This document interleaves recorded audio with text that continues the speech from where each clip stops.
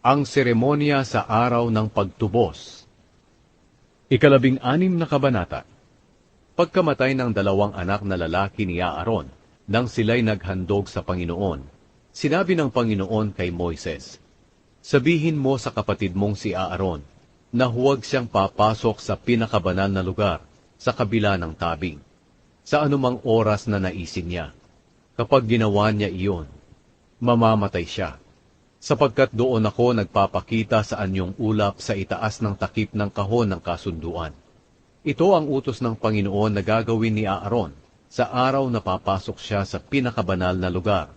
Magdadala siya ng batang toro bilang handog sa paglilinis at lalaking tupa bilang handog na sinusunog. Kinakailangang maligo muna siya at pagkatapos isuot niya ang kanyang damit pampari na purong linen.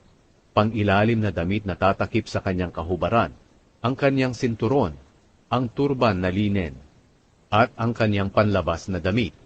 Ang mamamayan ng Israel ay magbibigay sa kanya ng 2 lalaking kambing bilang handog sa paglilinis, at 1 lalaking tupa bilang handog na sinusunog.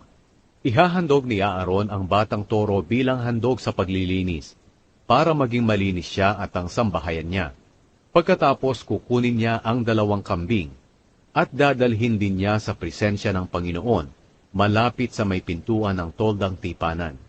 At sa pamamagitan ng palabunutan, pipiliin niya kung alin sa 2 kambing ang para sa Panginoon at ang para kay Azazel.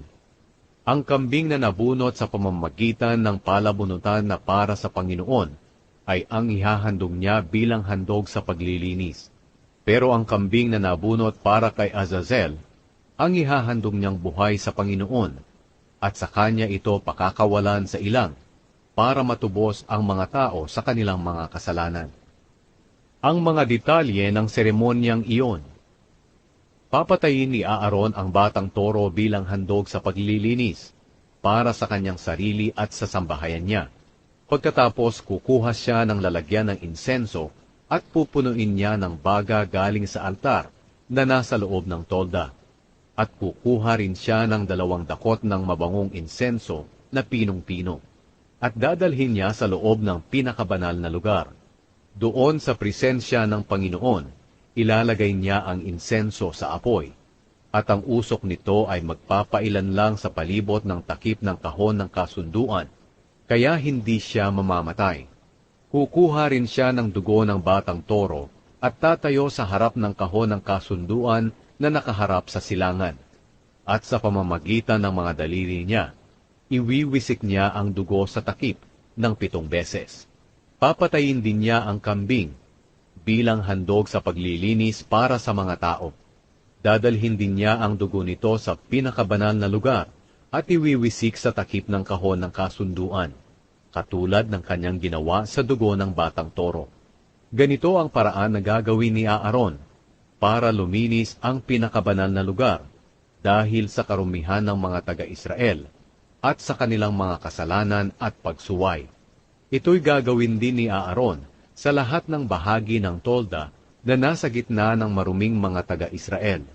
Walang sino mang mananatili sa loob ng tolda sa oras na pumasok si Aaron sa loob ng pinakabanal na lugar, hanggang sa siya'y lumabas. Pagkatapos niyang magawa ang seremonya para matubos siya, ang sambahayan niya, at ang lahat ng taga-Israel, saka siya lalabas mula sa pinakabanal na lugar, at pupunta siya sa altar, malapit sa may pintuan ng tolda. Kukuha siya ng dugo ng baka at ng kambing na inihandog, at ipapahid sa parang sungay sa mga sulok ng altar para iyon ay linisin. Sa pamamagitan ng kanyang mga daliri, iwiwisik niya ng 7 beses ang natirang dugo sa altar para ito'y ihandog sa Panginoon at upang ito'y linisin sa karumihan dahil sa kasalanan ng mga taga-Israel. Pagkatapos magawa ni Aaron ang paglilinis sa pinakabanal na lugar at sa iba pang bahagi ng tolda pati na ang altar, dadalhin niya sa gitna ang buhay na kambing. Ipapatong niya ang 2 kamay niya sa ulo ng kambing at ipapahayag ang lahat ng kasalanan at pagsuway ng mga taga-Israel. Sa ganitong paraan, malilipat ang kanilang kasalanan sa ulo ng kambing. Pagkatapos, ibibigay ni Aaron ang kambing sa taong namamahalang magpakawala nito, roon sa ilang. Kaya dadalhin ng kambing ang lahat ng kasalanan ng mga taga-Israel doon sa ilang.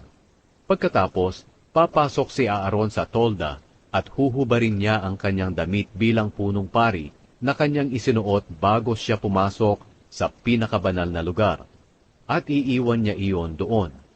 Maliligo siya sa banal na lugar doon sa tolda at sa kanya isusuot ang pangkaraniwan niyang damit. Pagkatapos, lalabas siya at ihahandog ang 2 handog na sinusunog para mapatawad ang kanyang mga kasalanan at ang kasalanan ng mga taga-Israel. Susunugin din niya sa altar ang mga taba ng hayop na iniaalay bilang handog sa paglilinis. Ang taong nagpakawala ng kambing sa ilang para kay Azazel ay kinakailangang maglaba ng kanyang damit at maligo bago siya bumalik sa kampo. Ang mga natirang bahagi ng baka at kambing na ang dugo ay dinala sa pinakabanal na lugar para sa paglilinis ay kailangang dalhin sa labas ng kampo at sunugin. At ang taong magsusunog nito ay kinakailangang maglaba rin ng kanyang damit at maligo bago siya bumalik sa kampo. Ito naman ang mga tuntuning dapat gawin ng mga katutubong Israelita at mga dayuhang naninirahang kasama nila, at ito'y dapat sundin magpakailanman. Sa 10 araw ng 7 buwan, dapat silang mag-ayuno at huwag magtrabaho, katulad ng araw ng pamamahinga. Sapagkat sa araw na iyon, gagawin ang seremonya ng pagtubos sa kanilang mga kasalanan para sila'y maging malinis sa presensya ng Panginoon. Sa mga susunod na salinlahi, ang paring napili at inordinahan upang pumalit sa kanyang ama bilang punong pari, ang siyang gagawa ng seremonyang ito. Isusuot niya ang kanyang damit bilang punong pari, at gagawin niya ang seremonya ng paglilinis sa pinakabanal na lugar, ng iba pang bahagi ng tolda, pati na ang altar, ng mga pari, at ng mga mamamayan ng Israel.